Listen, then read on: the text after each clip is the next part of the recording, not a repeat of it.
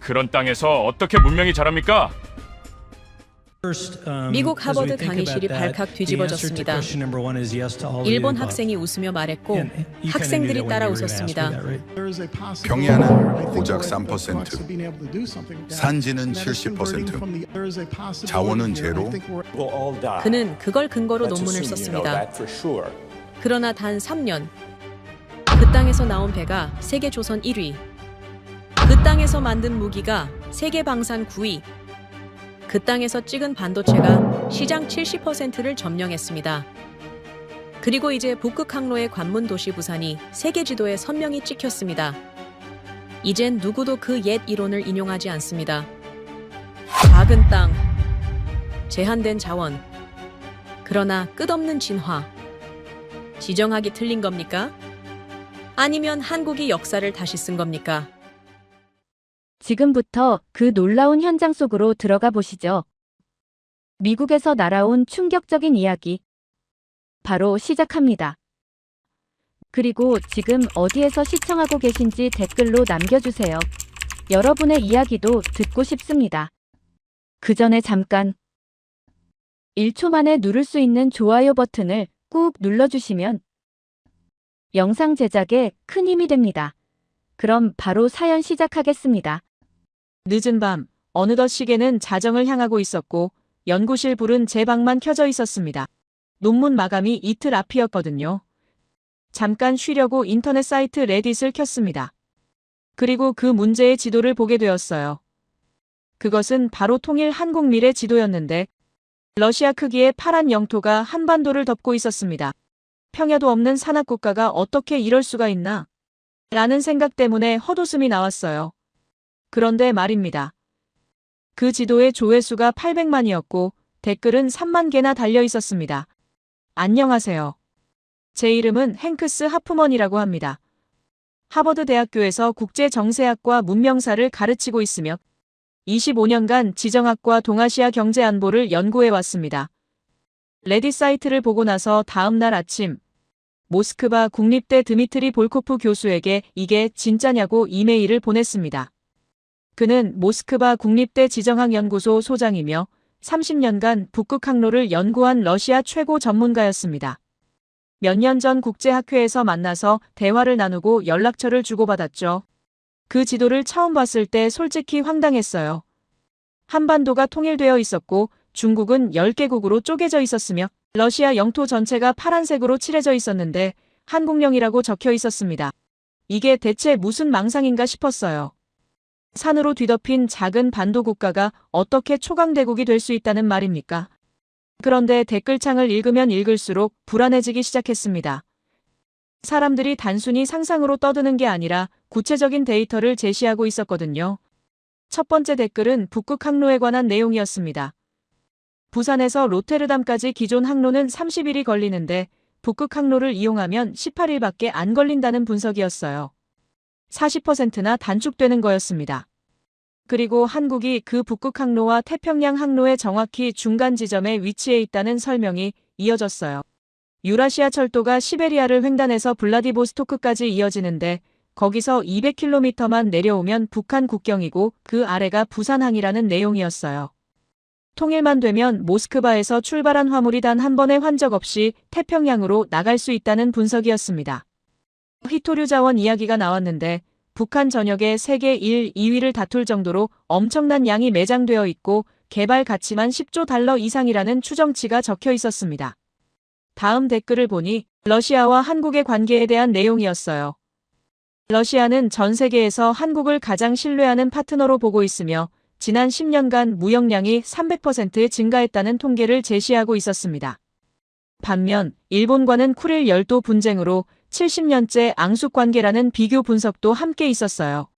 또한 현대 기술력을 언급하고 있었는데 한국이 메모리 반도체 시장의 70%를 장악하고 있고 세계 조선 시장의 40%를 차지하며 방산 수출 순위가 9위라는 구체적인 수치를 나열하고 있었습니다. 화면을 스크롤하며 계속 읽어내려갔습니다. 단군 할아버지의 빅픽처라는 표현이 나왔는데 애초에 21세기 물류혁명을 예견하고 한반도 위치를 선택한 게 아니냐는 다소 과장된 해석이었지만 묘하게 설득력이 있었습니다. 그리고 지정학적 위치의 역설을 다루고 있었는데 과거에는 중국과 러시아와 일본 사이에 끼인 불리한 위치였지만 통일 후에는 대륙과 대양을 연결하는 유일한 교차점이 되어 축복으로 바뀐다는 내용이었습니다. 마우스를 놓고 의자에 기대었습니다. 25년간 연구해온 제 이론은 명확했어요. 문명은 평야에서 시작되고 산악지역은 발전하기 어렵다는 것이었습니다. 메소포타미아도 이집트도 중국 황하 문명도 모두 넓은 평야지대에서 꽃피웠습니다. 하지만 한국은 평야가 3%밖에 안 되고 산지가 70%나 되는 땅이었어요. 제 이론으로는 설명이 불가능한 나라였습니다. 더 놀라운 건 통일만 되면 유라시아 대륙과 태평양의 교차점이 되어 상상할 수 없는 성장을 할 거라는 분석이었어요. 시계를 보니 새벽 2시가 넘어 있었습니다. 논문 마감은 까맣게 잊었어요. 레딧 창을 닫고 학술 데이터베이스에 접속했습니다. 한국의 왕조 지속 기간을 검색했는데 정말로 조선 왕조가 518년 동안 유지되었고 이것이 세계 최장 기록이라는 논문이 여러 편 나왔어요. 유럽 왕조 평균 지속 기간은 80년 정도였습니다. 북극 항로 관련 자료도 찾아봤어요. 실제로 부산과 로테르담 간 거리가 기존 항로는 24,000km인데 북극 항로는 14,000km라는 데이터가 확인되었습니다. 한국의 반도체 시장 점유율도 확인했어요. 삼성과 SK 하이닉스가 메모리 반도체 시장의 약 70%를 차지하고 있었습니다. 자료를 계속 뒤지다 보니 새벽 4시가 되었습니다. 러시아와 한국의 무역 통계도 찾았는데 정말로 지난 10년간 약 300% 증가했다는 공식 자료가 있었어요. 반면 러시아와 일본은 쿠릴 열도 영토 분쟁으로 관계가 경색되어 있었고 무역량도 정체 상태였습니다. 휘토류 매장량은 정확한 통계를 찾기 어려웠지만 북한 전역에 상당량이 매장되어 있고 개발 잠재력이 엄청나다는 추정 보고서들이 여러 개 있었어요. 모니터를 끄고 창밖을 바라봤습니다. 보스턴 시내에 불빛이 하나둘 켜지기 시작하고 있었어요. 25년간 쌓아온 확신이 단 몇 시간 만에 흔들리고 있었습니다. 한국이라는 나라는 제 모든 이론을 정면으로 부정하는 존재였어요. 평야가 없는데도 문명을 이루었고 자원이 부족한데도 기술 강국이 되었으며 섬처럼 고립되어 있는데도 세계 경제의 핵심 역할을 하고 있었습니다. 그리고 만약 통일이 된다면 대륙과 대양을 연결하는 유일한 교차점이 되어 상상할 수 없는 위상을 갖게 될 거라는 분석이었어요. 노트북을 다시 열고 이메일을 작성하기 시작했습니다. 수신인은 드미트리 볼코프 교수였어요. 모스크바 국립대 지정학연구소 소장이며 30년간 북극 항로를 연구한 러시아 최고 전문가였습니다. 몇 년 전 국제학회에서 한 번 만난 적이 있었어요. 이메일 제목은 간단하게 적었습니다. 한반도 통일 시나리오에 대한 질문이라고요. 본문에는 레딧에서 본 지도와 댓글들의 내용을 요약하고 이것이 현실적으로 가능한 시나리오인지 전문가 의견을 듣고 싶다고 적었습니다. 특히 북극 항로와 유라시아 철도 연결에 대한 러시아 정부의 입장과 한국과의 협력 가능성에 대해 구체적인 자료가 있다면 부탁한다고 덧붙였어요. 전송 버튼을 누르기 전에 잠시 망설였습니다. 만약 볼코프 교수가 이것이 현실적이라고 답한다면 제 25년 연구가 근본부터 흔들리게 되는 겁니다. 하지만 학자로서 진실을 외면할 수는 없었어요. 전송 버튼을 눌렀습니다. 메일이 발송되었다는 확인 메시지가 떴어요. 시계를 보니 새벽 5시였습니다. 모스크바는 지금 낮 1시쯤 될 겁니다.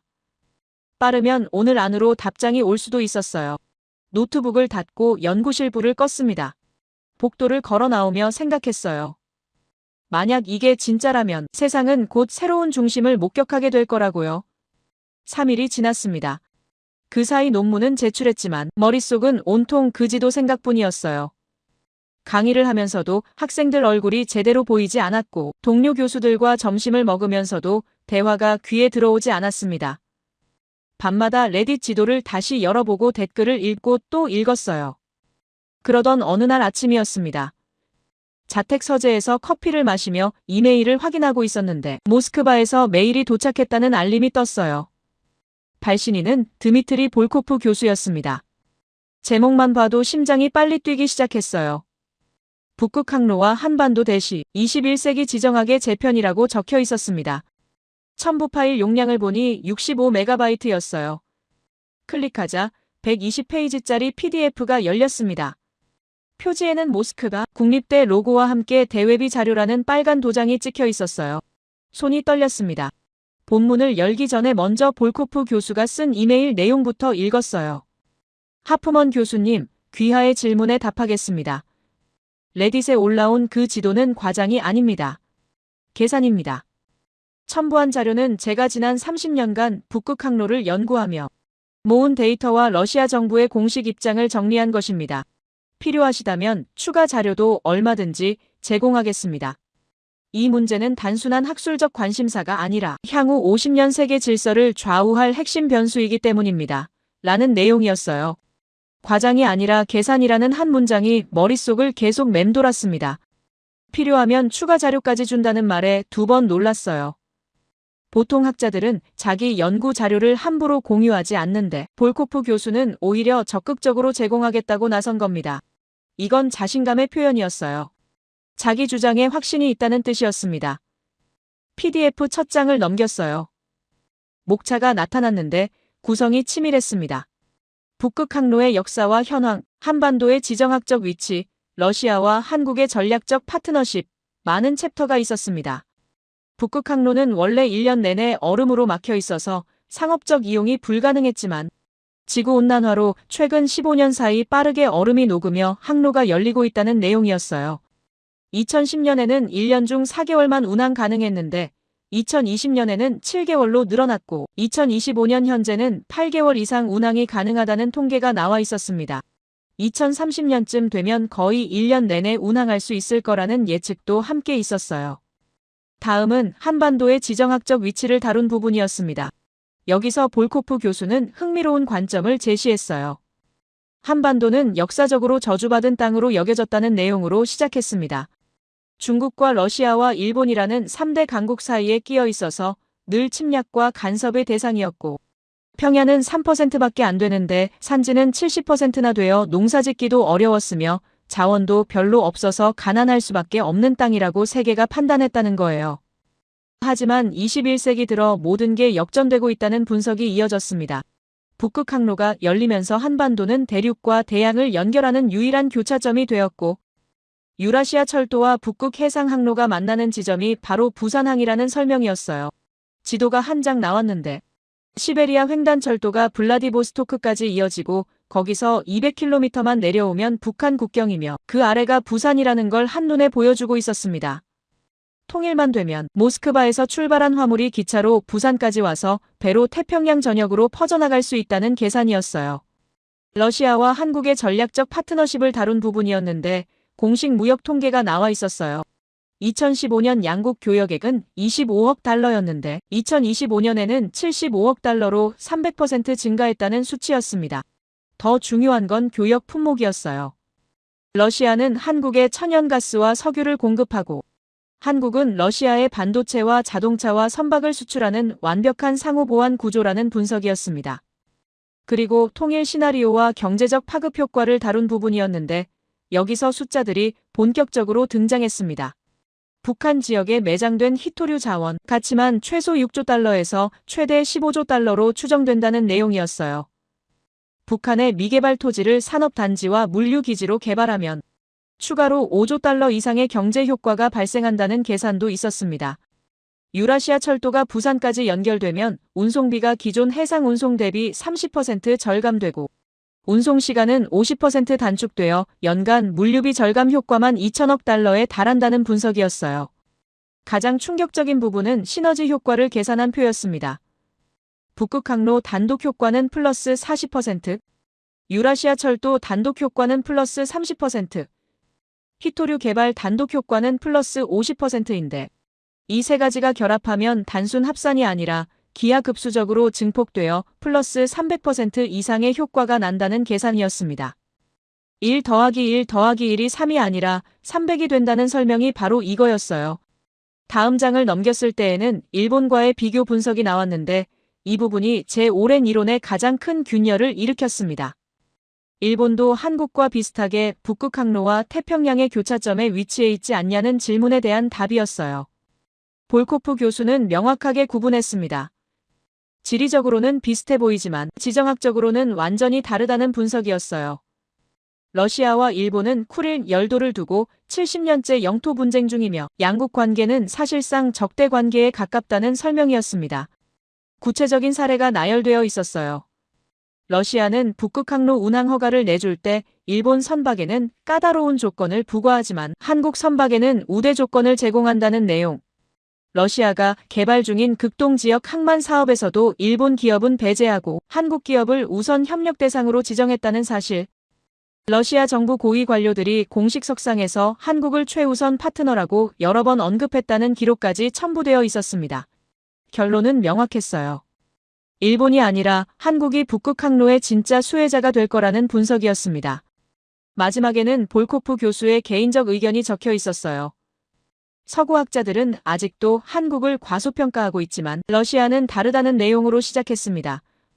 한국전쟁으로 모든 게 파괴된 폐허에서 출발해 70년 만에 세계 10위권 경제로 성장했고 반도체에서는 세계 시장의 70%를 장악했으며 조선에서는 40% 점유율로 1위를 지키고 있고 방산 수출은 불과 10년 만에 세계 9위까지 올라왔다는 팩트를 나열했어요.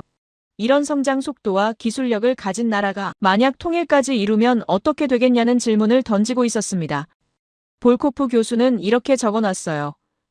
서구는 한국을 작은 나라로 보지만 러시아는 잠재력이 가장 큰 나라로 봅니다. 왜냐하면 한국 사람들은 불가능을 가능으로 만드는 능력을 역사적으로 증명해왔기 때문입니다. 몽골 제국도 청나라도 일본도 한반도를 완전히 통치하지 못했고 산과 바다로 둘러싸인 척박한 땅에서 왕조를 유지했으며 자원 하나 없는 나라에서 기술 강국을 만들어냈습니다. 이것이 우연이라고 생각하십니까? 아닙니다. 이것은 DNA입니다. 라는 문장이었어요. 볼코프 교수에게서 자료를 받고 나서 며칠 동안 연구실에만 틀어박혀 있었습니다. 하지만 답답함은 점점 커졌어요. 책상 위 모니터만 들여다보는 것으로는 부족했습니다. 실제 역사 기록을 직접 확인해야 한다는 생각이 들었어요. 그래서 하버드대 도서관 지하로 향했습니다. 지하 3층에는 전 세계 고문서와 역사 자료가 보관되어 있었거든요. 엘리베이터 문이 열리자 특유의 오래된 종이 냄새가 코를 찔렀어요. 형광등 불빛 아래 수천 권의 책과 자료가 빼곡하게 꽂혀 있었습니다. 제일 먼저 찾은 건 한국 지형에 관한 지리학 논문들이었어요. 먼지가 쌓인 책장에서 1985년대 출판된 아시아 지형 연구서를 꺼냈습니다. 페이지를 넘기며 한반도 부분을 찾았어요. 비교를 위해 다른 나라들 수치도 확인했어요. 중국은 평야 12%의 산지 33%, 일본은 평야 13%의 산지 73%, 유럽 평균은 평야 45%의 산지 25%였습니다. 다른 책을 더 찾았어요.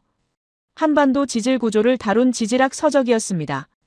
한반도 지반의 약 70%가 화강암으로 구성되어 있다는 내용이 나왔어요. 화강암은 단단하고 아름답지만 농사짓기에는 최악의 조건이라는 설명이 이어졌습니다. 쟁기가 제대로 들어가지 않고 돌을 깨고 흙을 만드는 데만 엄청난 노력이 필요하다는 거였어요. 기후 자료도 확인했습니다. 여름 석 달 동안 연간 강수량의 60% 이상이 집중적으로 쏟아지고 겨울에는 영하 20도까지 떨어지는 혹한이 찾아온다는 기록이었어요. 책을 덮고 잠시 생각에 잠겼습니다. 제25년 이론으로는 이런 조건에서 문명이 발전하는 게 불가능했어요. 평야가 적으면 농업 생산량이 낮고 인구를 먹여 살리기 어렵습니다. 산이 많으면 교통이 불편하고 무역이 제한되며 화강암 지반은 건설과 개발을 막고 극심한 기후 변화는 안정적인 사회 유지를 어렵게 만들거든요. 메소포타미아도 이집트도 중국, 황하 문명도 모두 넓은 평야에서 시작했습니다. 하지만 한국은 달랐어요. 그때 뒤에서 목소리가 들렸습니다. 하프먼 교수님 아닙니까? 돌아보니 아는 얼굴이었어요. 미츠다 켄지 교수였습니다. 도쿄대학에서 온 방문학자로 동아시아 역사를 전공하는 사람이었어요. 몇 달 전 학과 세미나에서 한 번 만난 적이 있었습니다. 그가 다가오며 웃었어요. 한국 자료를 보고 계시네요. 혹시 최근 레딧에 올라온 그 지도 때문입니까? 라고 물었습니다. 고개를 끄덕였어요. 맞습니다. 그 지도의 근거를 확인하는 중입니다. 라고 답했습니다. 미츠다 교수가 옆자리에 앉으며 말했어요. 사실 저도 그 지도를 봤습니다. 상당히 과장되어 있다고 생각하는데요. 제가 가져온 자료를 보시겠습니까? 그는 가방에서 서류 뭉치를 꺼냈습니다. 일본 외무성과 방위성에서 작성한 한반도 분석 보고서라고 했어요. 첫 장을 펼치자 한국 경제의 구조적 취약성이라는 제목이 보였습니다. 내용을 훑어보니 한국은 수출 의존도가 지나치게 높고 내수 시장이 작으며 주변 강대국에 둘러싸여 있어서 지정학적으로 불안정하다는 분석이었어요. 두 번째 자료는 더 구체적이었습니다. 북극 항로와 관련해서 일본이 러시아보다 유리한 위치에 있다는 주장이었어요. 일본 홋카이도가 북극 항로의 직접적인 경유지이고 한국 부산은 우회해야 하는 위치라는 지도가 첨부되어 있었습니다. 세 번째 자료에서는 조선 왕조 518년이 실제로는 정체와 쇠퇴의 역사였다고 주장하고 있었어요. 기술 발전이 없었고 사회 계층이 고착되었으며 외세 침략에 제대로 대응하지 못했다는 내용이었습니다. 미츠다 교수가 말했어요. 보시다시피 한국이 통일된다 해도 일본을 넘어서기는 어렵습니다. 경제 규모나 기술력이나 국제적 영향력 모두 일본이 우위에 있으니까요. 그는 자신감 있는 표정이었습니다. 잠시 자료를 다시 들여다봤어요. 그리고 천천히 입을 열었습니다. 흥미로운 분석입니다만 몇 가지 확인하고 싶은 게 있습니다. 우선 북극항로 관련해서 러시아 정부의 공식 입장을 아십니까? 라고 물었어요. 미츠다 교수가 잠시 머뭇거렸습니다. 러시아야 당연히 자국 이익을 우선하겠지만 일본도 협력 관계를 맺고 있습니다. 라고 답했어요. 고개를 저으며 말했습니다. 제가 모스크바 국립대 볼코프 교수에게서 받은 자료에 따르면 러시아는 한국을 최우선 파트너로 지정했고 일본과는 쿠릴 열도 분쟁으로 협력이 사실상 불가능하다고 나와 있습니다. 미츠다 교수의 표정이 굳어지기 시작했습니다.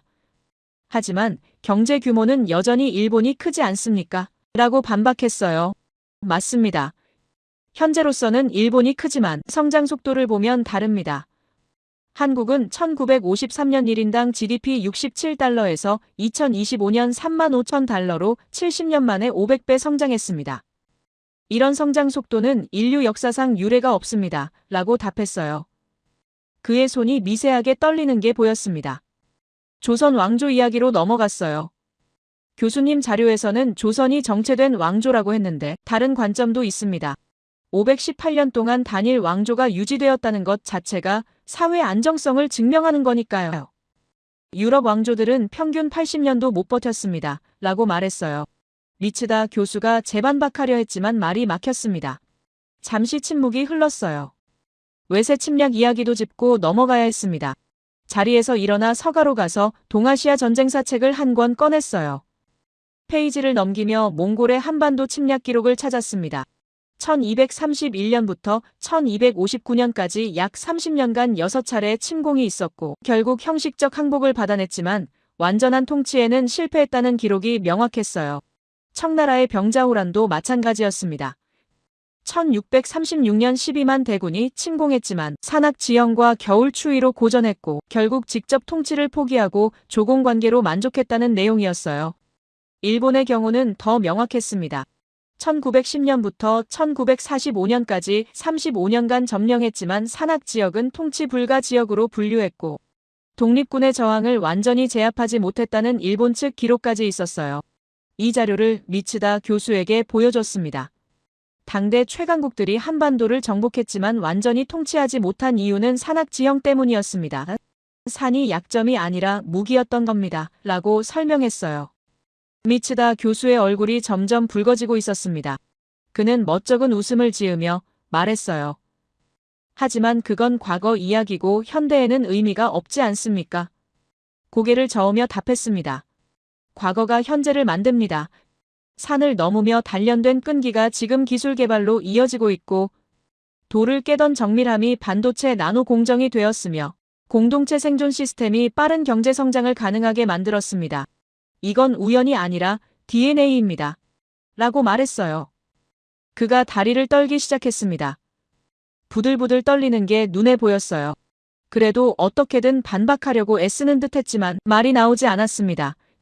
침묵이 길어졌어요. 결국 그가 자리에서 일어나며 말했습니다.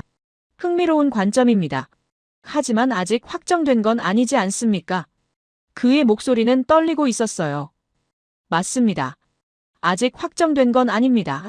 하지만 데이터는 한 방향을 가리키고 있습니다. 라고 답했습니다. 미츠다 교수가 서둘러 자리를 떠났어요. 그의 뒷모습을 보며 생각했습니다. 일본이 불편해하는 이유를 이제 알겠다고요. 한국이 통일되고 북극 항로와 유라시아 철도가 연결되면 동아시아 중심축이 일본에서 한국으로 완전히 옮겨가는 겁니다. 지난 150년간 일본이 누려온 우위가 한순간에 역전될 수 있어요. 그들이 필사적으로 막으려는 이유가 바로 이거였습니다. 다시 책상에 앉아 자료들을 정리하기 시작했어요. 평야 3%와 산지 70%, 화강암 지반과 집중폭우, 영하 20도 혹한, 이 모든 악조건 속에서 518년 왕조를 유지하고 현대에 와서는 반도체 70%와 조선 40%를 달성한 나라. 제 이론으로는 설명할 수 없었지만 역사는 명확하게 증명하고 있었습니다.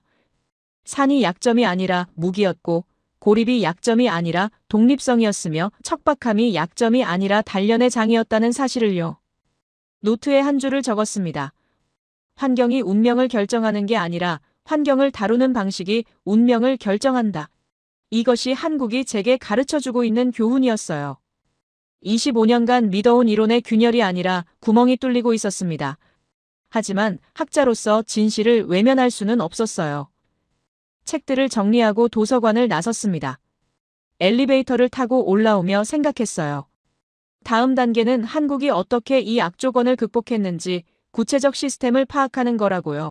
생존 기술과 공동체 시스템과 자연 방역 메커니즘까지 하나하나 해부해야 했습니다.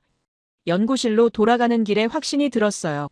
이건 단순한 학술 연구가 아니라 문명의 본질을 다시 쓰는 작업이 될 거라고요. 도서관에서 돌아온 뒤 연구실에 앉아 볼코프 교수의 자료를 다시 펼쳤습니다. 120페이지 중 아직 제대로 읽지 못한 부분들이 많았어요. 특히 한국의 생존 시스템을 분석한 제6장과 제7장이 눈에 들어왔습니다. 미츠다 교수와의 대화가 자꾸 떠올랐어요. 그가 보여준 일본 측 자료는 한국의 약점만 나열했지만 정작 어떻게 그 약점을 극복했는지는 설명하지 못했습니다. 답은 이 자료 어딘가에 있을 거라는 확신이 들었어요. 제6장 제목은 화강암의 역설이었습니다. 첫 문장부터 흥미로웠어요. 화강암은 농업에는 최악이지만 생존에는 최고다 라고 적혀 있었습니다. 다음 페이지를 넘기자 화강암 지하수 시스템에 대한 설명이 나왔어요. 화강암은 다공성 구조로 되어 있어서 빗물이 스며들면 자연적으로 여과되며 화강암 속 미네랄 성분이 물을 정화하고 살균하는 효과가 있다는 내용이었습니다. 구체적인 데이터도 첨부되어 있었어요. 화강암 지하수의 대장균 검출률은 일반 지하수 대비 10분의 1 수준이고 중금속 함량도 유럽 기준치의 5분의 1밖에 안 된다는 분석이었습니다. 유럽과 비교 자료가 나왔어요. 중세 유럽에서는 식수 오염으로 인한 전염병이 인구의 3분의 1을 죽였지만 같은 시기 한반도에서는 수인성 전염병 발생률이 유럽의 10분의 1도 안 되었다는 기록이 있었습니다. 화강암이 천연 정수 시스템 역할을 했기 때문이라는 분석이었어요. 놀라운 건 한국 사람들이 이걸 알고 있었다는 점입니다. 우물을 팔 때 반드시 화강암층까지 파고 들어갔고 도자기 항아리에 물을 저장할 때도 화강암 조각을 함께 넣어뒀다는 기록이 여러 문헌에 나와 있었어요. 다음 장을 넘기니 겨울 혹한에 대한 분석이 나왔습니다. 제목은 자동 방역 시스템이었어요. 한반도는 겨울에 영하 20도까지 떨어지는데 이 온도에서는 대부분의 병원균과 기생충이 사멸한다는 설명이었습니다. 구체적인 실험 데이터가 첨부되어 있었어요. 영하 15도에서 24시간 노출되면 페스타균 사멸률 98%, 콜레라균 사멸률 99%, 장티푸스균 사멸률 97%라는 수치였습니다. 유럽과 중국에서 흑사병이 인구의 절반을 죽일 때 한반도에서는 비슷한 규모의 전염병이 발생하지 않은 이유가 바로 이 혹한 때문이었다는 분석이었어요. 더 흥미로운 건 한국 사람들이 이 원리를 활용했다는 점입니다. 김장이라는 독특한 저장 문화가 나왔어요. 겨울이 오기 전에 대량의 채소를 소금에 절여 항아리에 담고 땅속에 묻는 방식인데 영하의 온도가 자연 냉장고 역할을 하면서 동시에 잡균을 제거해서 장기 보존이 가능했다는 설명이었습니다. 유럽에서는 소금에 절인 고기가 몇 달 만에 상했지만 한국의 김치는 1년 내내 먹을 수 있었다는 비교 자료까지 있었어요. 이것도 우연이 아니라 시스템이었습니다. 제7장으로 넘어가자 본격적으로 농업 시스템이 나왔습니다. 제목은 계단식 논의 기적이었어요. 첫 페이지에 사진이 한 장 있었습니다. 산비탈을 따라 층층이 쌓아 올린 논의 모습이었는데 마치 거대한 계단처럼 보였어요. 설명을 읽으니 더 놀라웠습니다. 계단식 논 한 층을 만드는데 평균 3년이 걸리고 한 가족이 먹고 살 만한 논을 만들려면 최소 10개 층이 필요하니까 30년이 걸린다는 계산이었어요. 한 세대가 평생을 바쳐야 겨우 다음 세대가 먹고 살 논을 만들 수 있다는 뜻이었습니다. 돌을 쌓고 흙을 다지고 물기를 내는 모든 과정이 수작업이었습니다. 유럽처럼 평야에서 쟁기 하나 끌고 씨 뿌리면 끝나는 게 아니었어요. 산을 깎고 돌을 나르고 흙을 부어넣고 물을 가두는 모든 단계가 인간의 노력으로만 가능했습니다. 그런데 놀라운 건 이 일을 개인이 아니라 공동체가 했다는 점이에요. 두레라는 시스템이 나왔습니다. 마을 사람들이 공동으로 농사일을 분담하는 협동 조직인데 한 집이 논을 만들면 마을 전체가 나와서 도왔고 그 집은 다음에 다른 집을 도와주는 방식이었어요. 품앗이라는 제도도 있었습니다. 노동력을 서로 교환하는 시스템인데 오늘 내가 너를 도우면 내일 내가 나를 돕는다는 약속이었어요. 계산하거나 기록하지 않았습니다. 그냥 서로 믿고 실천했어요. 이런 시스템이 가능했던 이유는 모두가 알고 있었기 때문입니다. 개인이 살려면 공동체가 살아야 하고 공동체가 살려면 개인이 희생해야 한다는 걸 말이에요. 볼코프 교수는 이렇게 적어뒀습니다. 개인은 죽어도 공동체는 산다. 이것이 한국 생존 시스템의 핵심이다. 라고요. 환곡제도에 대한 설명도 나왔어요. 국가가 봄에 곡식을 빌려주고 가을에 약간의 이자와 함께 받는 시스템인데 흉년이 들면 이자를 면제하고 원금도 유예해줬다는 기록이 있었습니다. 유럽의 고리대금과는 완전히 달랐어요. 목적이 이익이 아니라 생존이었습니다. 한 사람이라도 굶어 죽으면 공동체 전체가 약해진다는 걸 알았기 때문이에요. 통계가 나와 있었습니다. 조선시대 기근 발생 시 아사자 비율이 유럽 중세 대비 5분의 1 수준이었다는 연구 결과였어요. 페이지를 넘기다가 볼코프 교수의 손글씨 메모를 발견했습니다. 여백에 작은 글씨로 적혀 있었어요. 하프먼 교수께 이게 DNA 첫 번째 코드입니다. 자연을 적으로 보지 않고 시스템으로 만드는 능력, 개인보다 공동체를 우선하는 정신.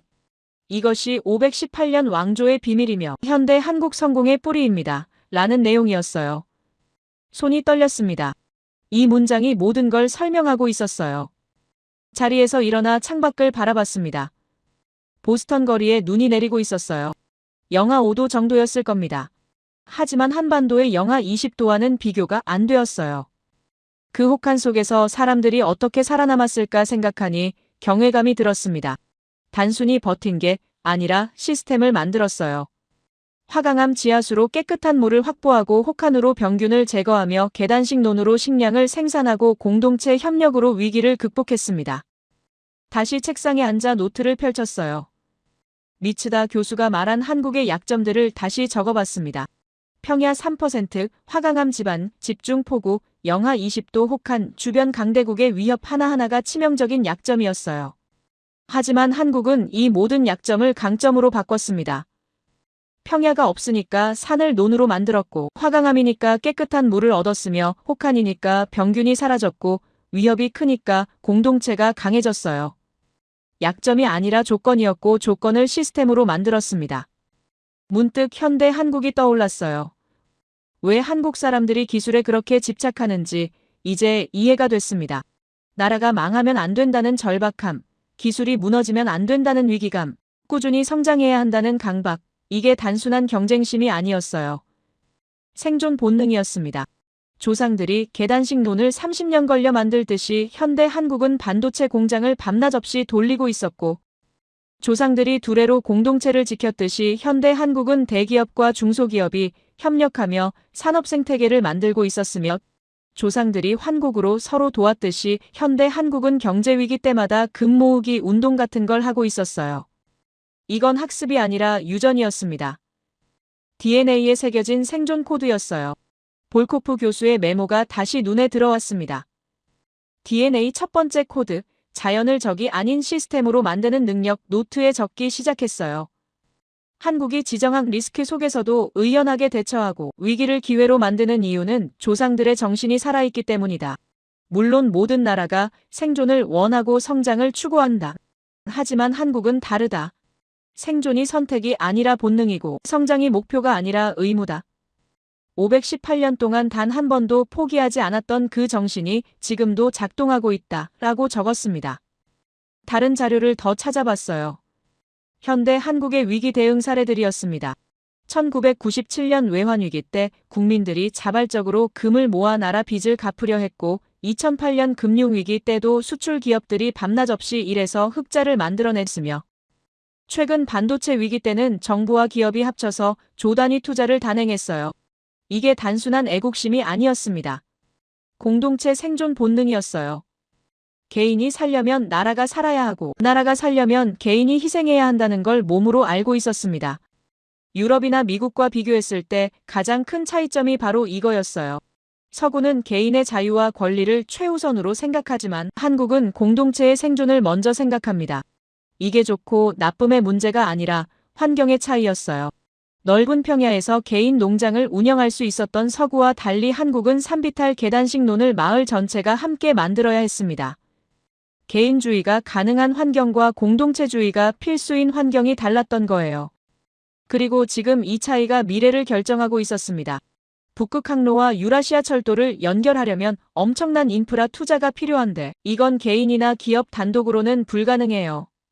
국가와 기업과 국민이 하나로 움직여야 합니다. 한국은 이미 그렇게 움직이고 있었어요. 반도체 공장 증설에 수십조 원을 투자하고 조선소 현대화에 수조 원을 쏟아붓고 있었습니다. 이게 가능한 이유는 모두가 알고 있기 때문이에요. 지금 투자하지 않으면 미래가 없다는 걸 말입니다. 커피를 한 모금 마시고 다시 자료를 펼쳤어요. 볼코프 교수가 마지막 장에 적어놓은 문장이 있었습니다. 한국 사람들은 위기를 기회로 만드는 능력이 있다. 이것은 낙관주의가 아니라 생존 기술이다.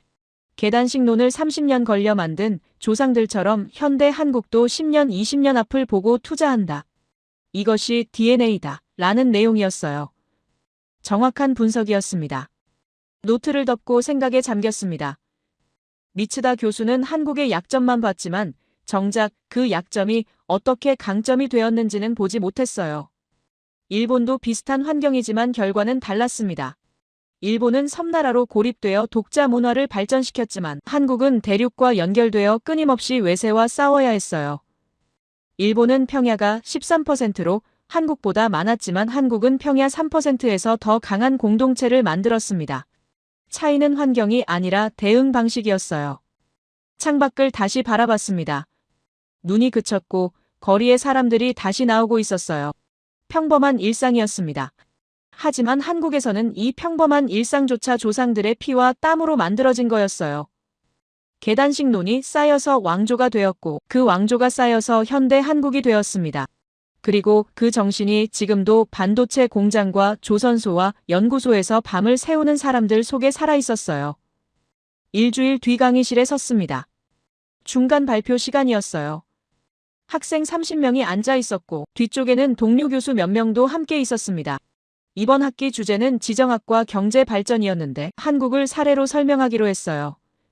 칠판에 분필로 큰 글씨를 적었습니다.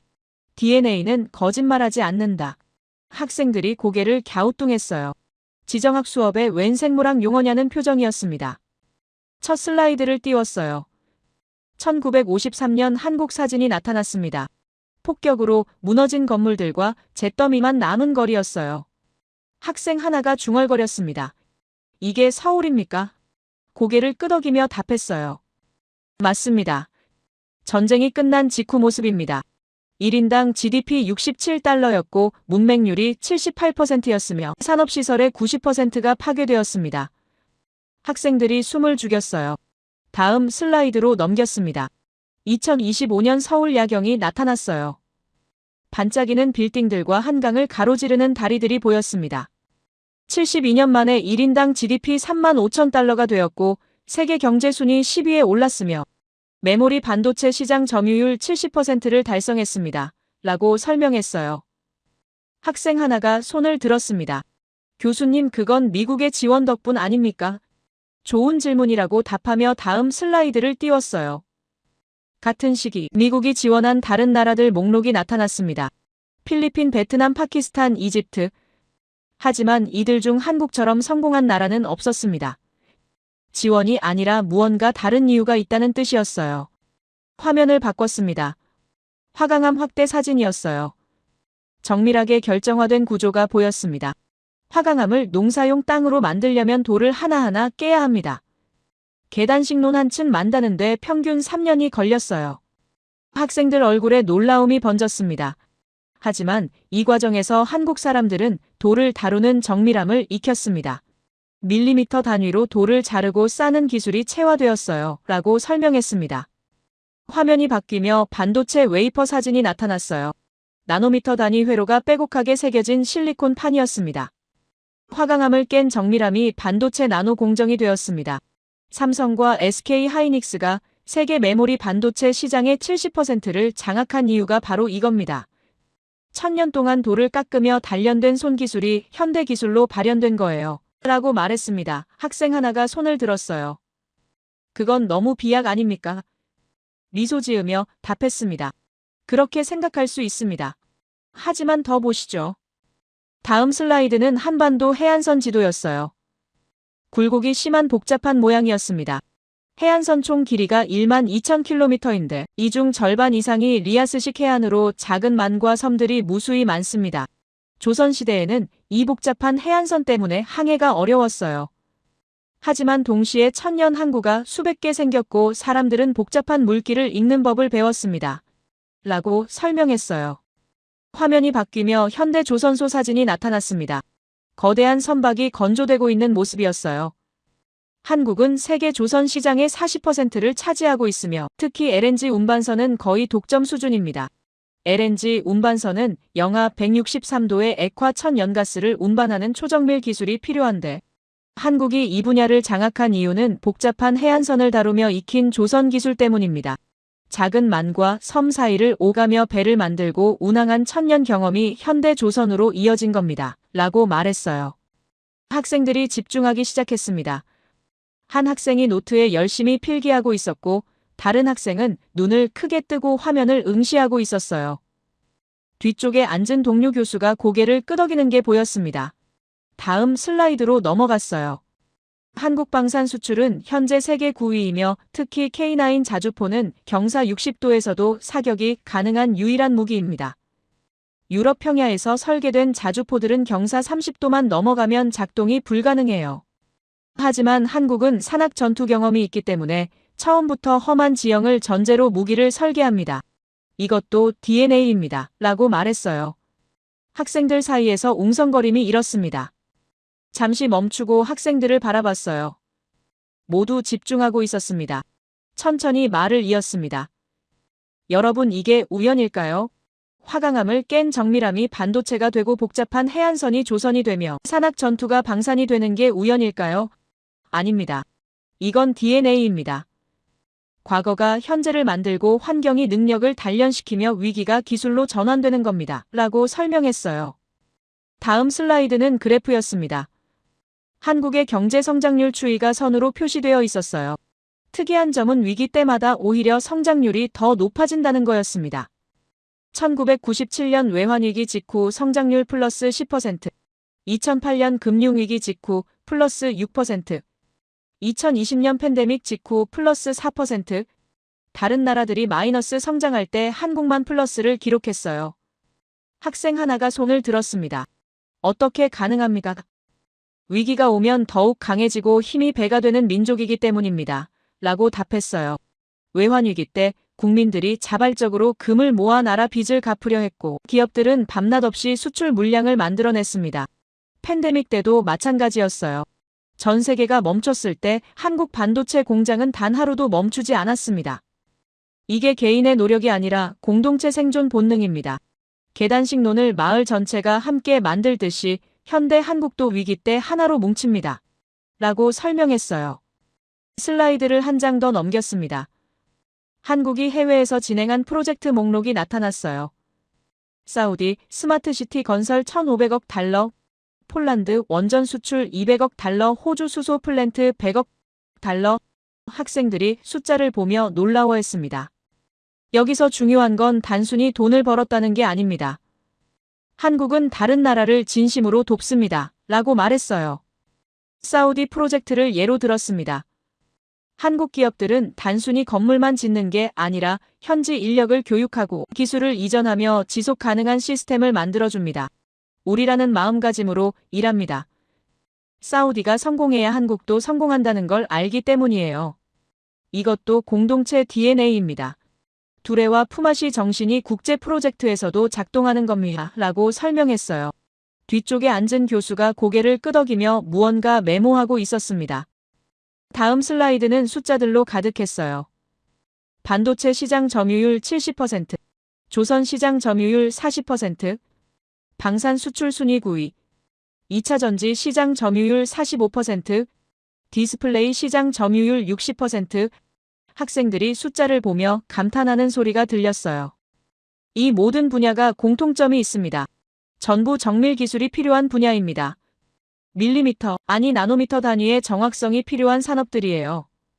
화강암을 깎던 그 손기술이 여기 다 들어가 있습니다. 라고 말했습니다. 화면을 바꿔 동영상을 재생했어요. 삼성 반도체 공장 내부 영상이었습니다.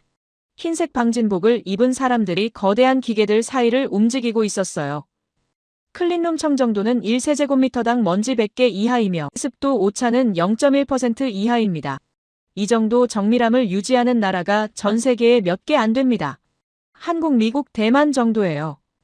그런데 한국이 가장 빠르고 정확합니다. 수율이 가장 높고 불량률이 가장 낮아요. 왜일까요? 라고 물었습니다. 학생 하나가 답했습니다. DNA 때문입니다. 맞습니다. 라고 고개를 끄덕였어요. 1000년 동안 돌을 깨고 논을 만들며 익힌 정밀함이 지금 나노 반도체를 만들고 있습니다. 이게 단순한 기술 이전이 아니에요. 몸에 배인 습관이고 유전된 감각입니다. 서구 기업들이 아무리 투자해도 한국을 따라잡지 못하는 이유가 바로 이겁니다. 기술은 배울 수 있지만 DNA는 배울 수 없으니까요. 라고 설명했어요. 마지막 장으로 넘겼습니다. 1953년 폐허 사진과 2025년 현대 도시 사진이 나란히 놓여 있었어요. 그 사이에 큰 글씨로 적혀 있었습니다. 72년 500배 성장, 학생들이 화면을 응시하고 있었습니다. 천천히 말했어요. 이것이 DNA의 증거입니다. 평야 3% 화강암 집안 영하 20도, 혹한. 모든 악조건 속에서 518년 왕조를 유지하고 72년 만에 세계 10위 경제를 만든 나라. 이게 우연이 아니라 필연입니다. 라고 말했습니다. 강의실이 조용했어요. 학생들이 숨죽이며 듣고 있었습니다. 마지막 문장을 말했습니다. 과거 DNA가 현재도 작동 중이며 미래에도 계속 작동할 겁니다. 한국이 통일되고 북극 항로와 유라시아 철도가 연결되면 이 DNA는 더욱 강력하게 발현될 것입니다. 위기를 기회로 만들고 악조건을 강점으로 바꾸며 공동체 정신으로 세계와 협력하는 그 능력이 다시 한번 세계를 놀라게 할 겁니다. 라고 말을 마쳤어요. 박수가 터져 나왔습니다. 학생들이 일어서서 박수를 치고 있었어요. 뒤쪽에 앉은 동료 교수들도 박수를 보내고 있었습니다. 한 학생이 손을 들었어요. 교수님, 그럼 한국이 정말 통일되면 초강대국이 되는 겁니까? 잠시 생각하고 답했습니다. 초강대국이라는 표현보다는 새로운 중심이 된다고 하는 게 맞을 것 같습니다.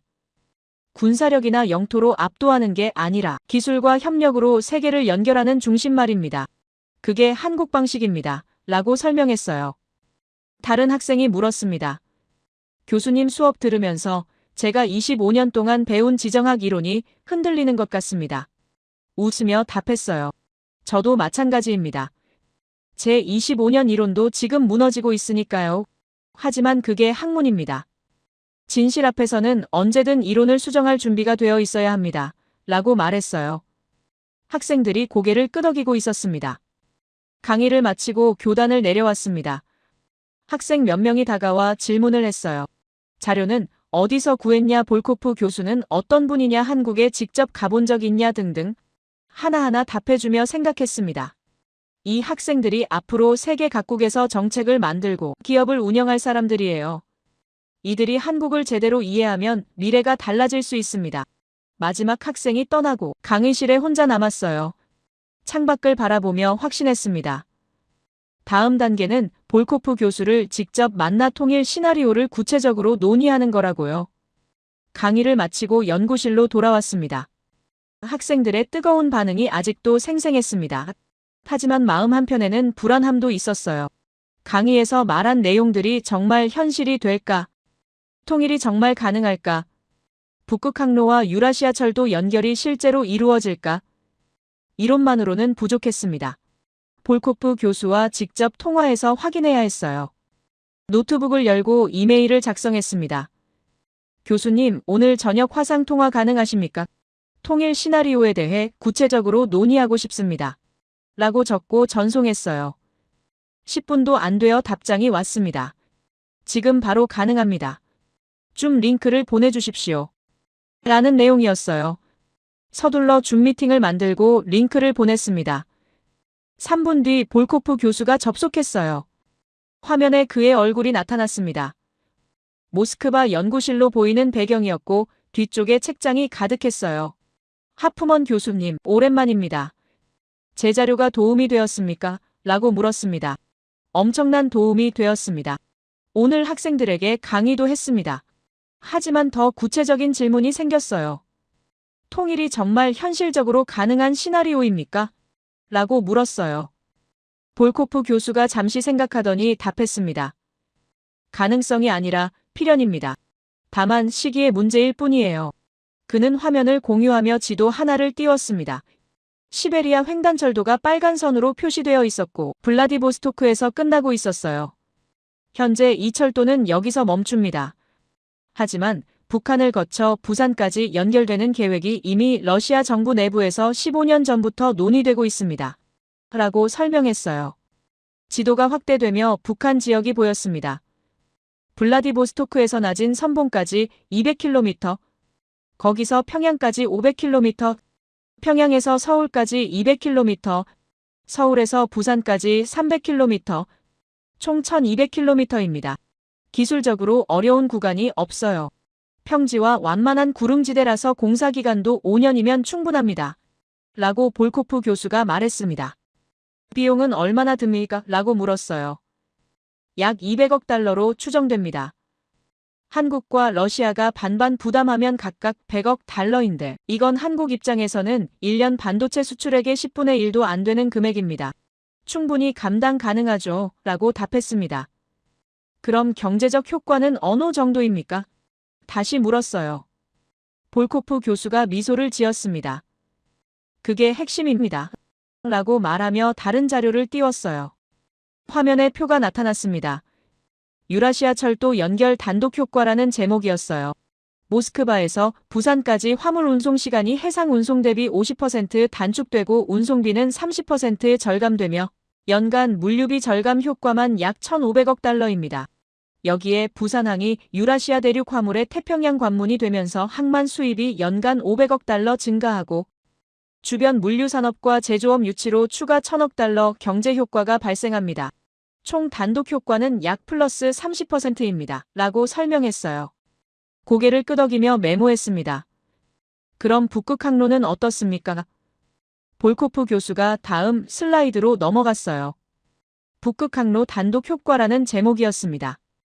부산에서 유럽까지 북극 항로 이용 시 운송시간 40% 단축, 연료비 35% 절감, 연간 절감 효과 2,000억 달러, 한국조선소가 북극 항로용 쇠빙 화물선과 LNG 운반선을 독점 공급하면서 수주액 연간 500억 달러 증가, 부산항이 북극 항로와 태평양 항로의 교차점이 되면서 환적 물량 3배 증가로 1,000억 달러 추가 수입, 총 단독 효과 약 플러스 40%입니다. 라고 설명했어요. 숫자가 점점 커지고 있었습니다. 그럼 히토류는 어떻습니까? 물었어요. 볼코프 교수의 표정이 진지해졌습니다. 이게 가장 중요합니다. 라고 말하며 다른 자료를 띄웠어요. 세계 히토류 매장량 순위가 나타났습니다. 중국 4,400만 톤 1위, 베트남 2,200만 톤 2위, 브라질과 러시아 각각 2,100만 톤 3위와 4위, 인도 690만 톤 5위, 호주 420만 톤 6위, 미국 230만 톤 7위까지 나와 있었어요. 그런데 북한은 어디 있습니까? 라고 물었습니다. 볼코프 교수가 답했어요. 공식 통계에는 없습니다. 북한이 정확한 매장량을 공개하지 않았기 때문이에요. 하지만 러시아 지질학자들이 위성 데이터와 제한적 현장 조사로 추정한 결과 북한 전역에 최소 1,500만 톤에서 최대 3,000만 톤이 매장되어 있을 것으로 봅니다. 만약 3,000만 톤이라면 세계 2위 수준입니다. 라고 설명했어요. 경제 가치는 얼마나 됩니까? 다시 물었습니다. 현재 히토류 가격으로 계산하면 최소 6조 달러에서 최대 15조 달러입니다. 하지만 중요한 건 가격이 아니라 전략적 가치예요. 히토류는 반도체, 배터리, 전기차, 풍력 발전, 모든 첨단 산업의 필수입니다. 현재 중국이 세계 시장의 80%를 장악하고 있는데 만약 한국이 북한 히토류를 개발하면 중국 독점 체제가 무너집니다. 이게 지정학적으로 엄청난 변화를 가져올 겁니다. 라고 볼코프 교수가 말했어요. 잠시 침묵이 흘렀습니다. 머릿속으로 계산하고 있었어요. 유라시아 철도 플러스 30%, 북극 항로 플러스 40%, 히토류 플러스 50%, 단순 합산하면 120%인데 볼코프 교수는 300%라고 했습니다. 어떻게 그렇게 됩니까? 물었어요. 그가 웃으며 답했습니다. 시너지 효과 때문입니다.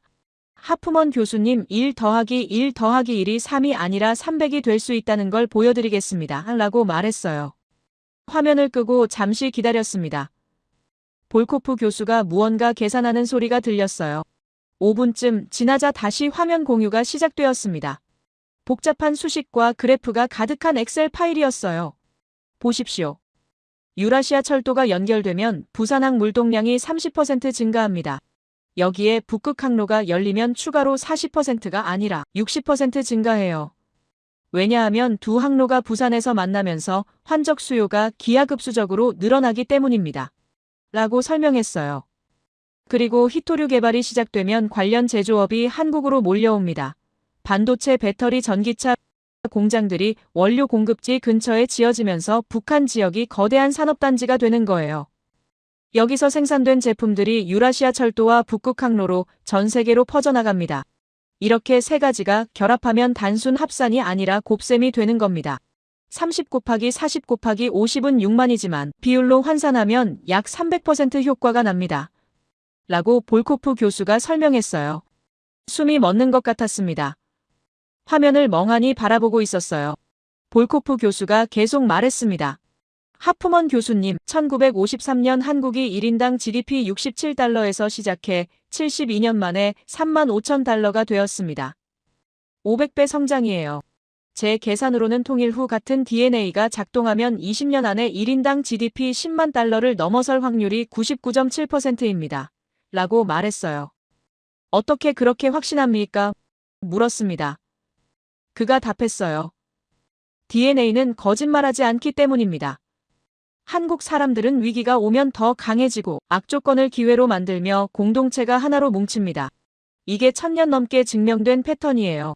외환위기 때도 팬데믹 때도 반복되었습니다.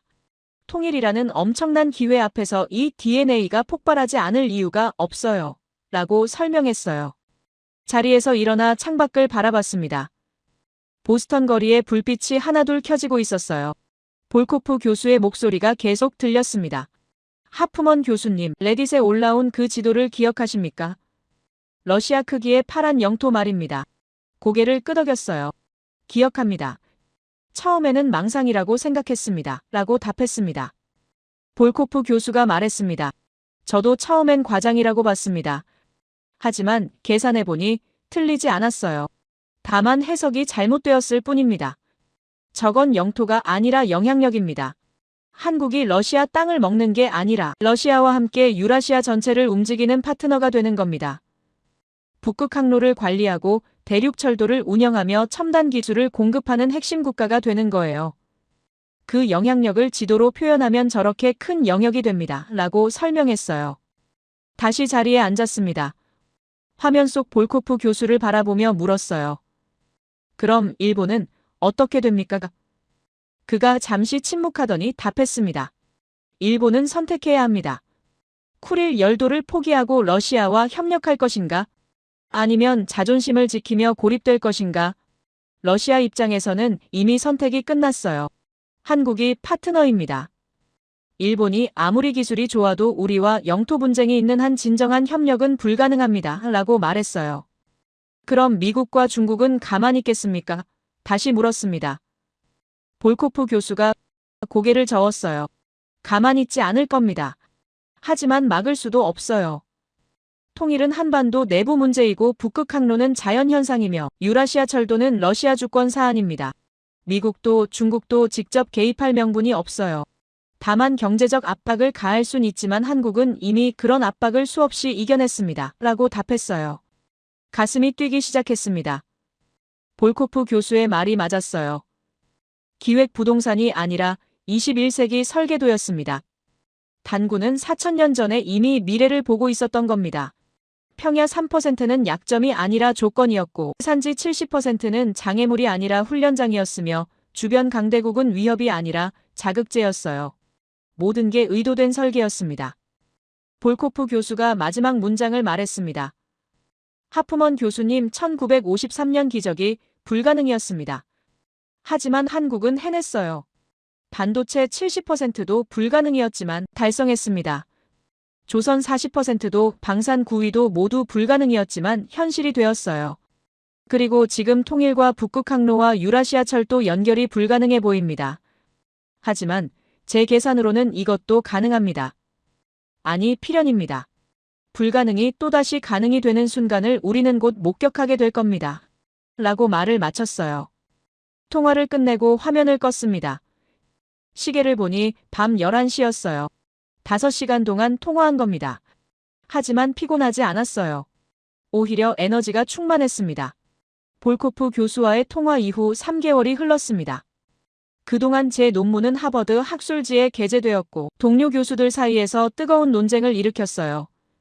찬성하는 쪽도 있었고 반대하는 쪽도 있었습니다. 하지만 모두가 인정한 건 이 주제가 더 이상 무시할 수 없는 현실이라는 점이었어요. 학과장이 특별 강연을 제안했습니다. 하버드 메인홀 대강당에서 전교생과 교수진을 대상으로 최종 발표를 해달라는 요청이었어요. 강연 당일 아침이었습니다. 평소보다 일찍 일어나 정장을 차려입었어요.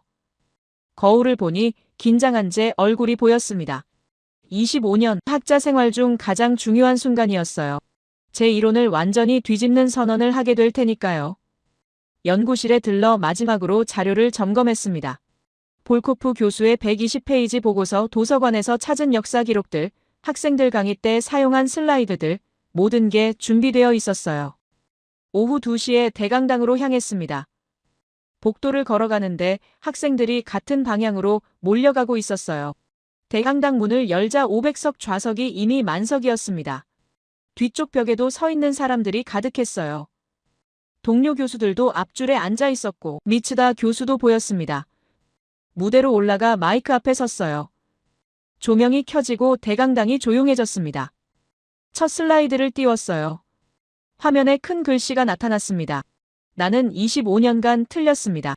청중들 사이에서 웅성거림이 일었어요. 교수가 자기 이론이 틀렸다고 선언하는 건 학계에서 보기 드문 일이었습니다.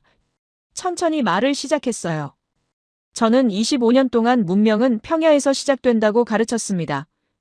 메소포타미아, 이집트, 중국 황하 문명 모두 넓은 평야에서 꽃피었고 산악 지역은 발전하기 어렵다는 이론이었죠. 하지만 한국을 연구하면서 깨달았습니다.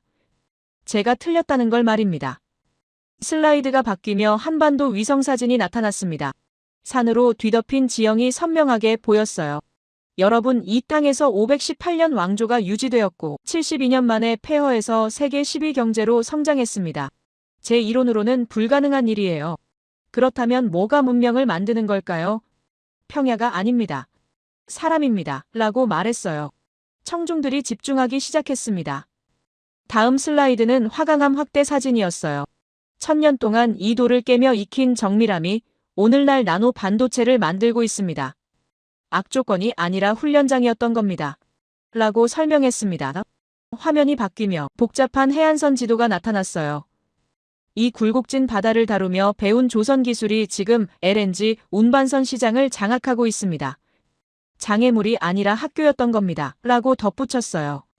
산악 지형 사진으로 넘어갔습니다. 수백 년간 산에서 싸우며 체득한 전술이 K9 자주포가 되었고 방산 수출 9위를 만들었습니다. 약점이 아니라 무기였던 거죠. 라고 말했어요. 청중들이 고개를 끄덕이고 있었습니다. 잠시 멈추고 전체를 둘러봤어요. 모두가 숨죽이며 듣고 있었습니다. 목소리를 높였습니다. 한국은 지리를 이긴 유일한 문명입니다. 인류 역사상 모든 문명은 지리의 축복을 받았어요. 나일강의 범람, 황하의 비옥한 메소포타미아의 풍요. 하지만 한국은 달랐습니다. 지리가 주는 게 아무것도 없었어요. 그래서 스스로 만들었습니다. 돌을 깨서 논을 만들고 산을 넘어 길을 내며 바다와 싸워 항구를 건설했죠. 지리의 노예가 아니라 지리의 주인이 된 겁니다. 라고 외쳤어요. 슬라이드가 바뀌며 북극 지도가 나타났습니다. 그리고 이제 한국은 지리를 무기로 만들 첫 문명이 될 겁니다. 북극 항로가 열리고 유라시아 철도가 연결되면 저주받았던 그 위치가 축복이 됩니다. 대륙과 대양의 교차점, 인류 물류의 중심, 21세기 새로운 심장이 되는 거죠. 라고 설명했어요. 청중들 사이에서 감탄하는 소리가 들렸습니다. 다음 장으로 넘어갔어요. 화면 왼쪽에는 1953년 폐허 사진, 오른쪽에는 2025년 현대 도시 사진이 나란히 놓여 있었습니다. 중앙에 큰 글씨로 적혀 있었어요. 72년 500배 성장, 그 아래 작은 글씨로 2025년부터 물음표가 찍혀 있었습니다. 다음 기적 대기 중이라고요. 천천히 말을 이었습니다. 첫 번째 기적은 불가능이었습니다. 모든 게 파괴된 땅에서 경제 강국이 되는 건 말이 안 되는 일이었어요. 하지만 한국은 해냈습니다. 두 번째 기적도 불가능이었어요. 반도체 시장 70%를 장악하고 조선에서 1등을 하며 방산 수출 9위에 오르는 건 상상할 수 없는 일이었습니다. 그런데 이것도 현실이 되었어요. 그렇다면 세 번째 기적은 뭘까요? 라고 물었습니다. 잠시 침묵이 흘렀어요. 그리고 답했습니다. 통일입니다. 북극 항로 연결입니다. 유라시아 대륙의 중심이 되는 겁니다. 지금은 불가능해 보입니다. 하지만 첫 번째도 불가능이었고 두 번째도 불가능이었어요. 한국은 불가능을 가능으로 만드는 DNA를 가지고 있습니다. 라고 말했어요. 청중들이 박수를 치기 시작했습니다. 손을 들어 박수를 멈추게 했어요. 아직 끝나지 않았습니다. 마지막 슬라이드를 띄웠습니다. 화면에 세 줄의 문장이 나타났어요. 첫 줄 화강암을 깬 손이 나노 반도체를 만든다. 둘째 줄 계단식 논을 쌓은 정신이 공동체를 지킨다. 셋째 줄 불가능을 이긴 DNA는 멈출 수 없다. 이 문장들을 하나씩 읽어내려갔습니다. 목소리를 낮추며 말했어요. 여러분, 세상은 눈에 보이는 것으로만 움직이지 않습니다. 영토 크기로 강함이 결정되지 않고 자원 많다고 부강해지지 않으며 인구 많다고 발전하는 게 아니에요. 진짜 힘은 눈에 보이지 않는 곳에 있습니다. 정신에 있고 의지에 있으며 DNA에 있어요. 한국이 바로 그 증거입니다. 라고 말했습니다. 청중들이 완전히 집중하고 있었어요. 계속 이어갔습니다.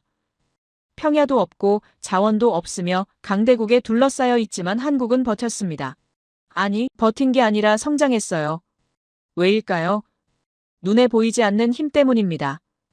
화강암을 1000년 깎으며 익힌 끈기, 계단식 논을 30년 쌓으며 배운 인내, 공동체가 함께 살아야 개인도 산다는 지혜.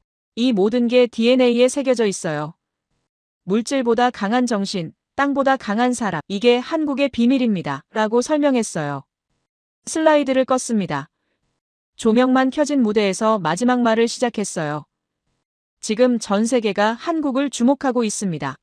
미국은 견제하려 하고 중국은 경계하며 일본은 불안해하고 유럽은 배우려 하죠. 왜일까요? 한국이 선진국 반열에 올랐기 때문입니다. 더 정확히 말하면 눈에 보이지 않는 힘을 가진 나라로 성장했기 때문이에요. 이 힘은 복사할 수 없습니다. 기술은 사올 수 있지만 DNA는 살 수 없으니까요. 라고 말했습니다. 목소리를 더 낮추며 천천히 말했어요.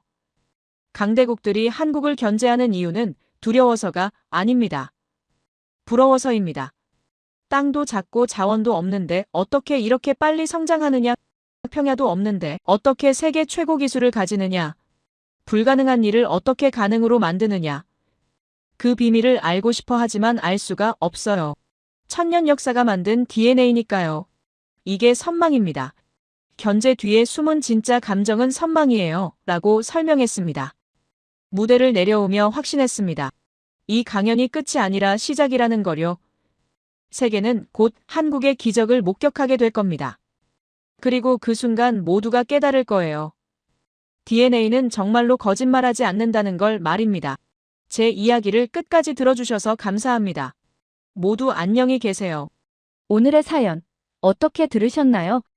한밤중 연구실에서 시작된 한 장의 지도 이야기가 결국 한 나라의 DNA를 깨닫게 만들었죠. 평야 3%의 땅이 세계 산업의 중심이 되고 불가능이라던 조건이 기적의 배경이 되었다는 게 참 놀랍습니다. 생각해보면 세상에 완벽한 환경이란 없잖아요.